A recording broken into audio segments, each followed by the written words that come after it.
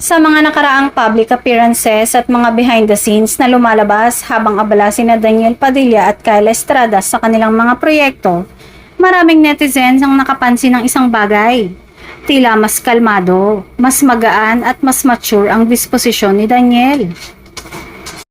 Sa mga simpleng sandalin na nakukunan ng fans, makikita ang pagiging maalaga ng aktor mula sa pagbibigay ng atensyon hanggang sa pagtiyak na maayos at komportable ang kanyang partner.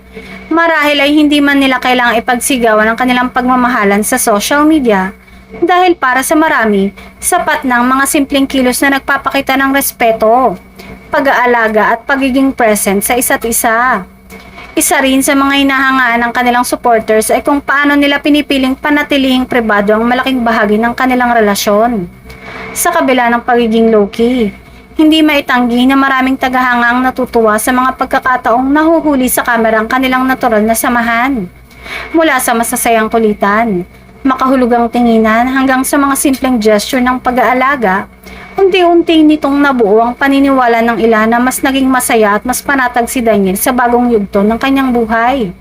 Sa huli, hindi naman nasusukat ang tibay ng isang relasyon sa dami ng social media post o sa tagal ng pinagsamahan.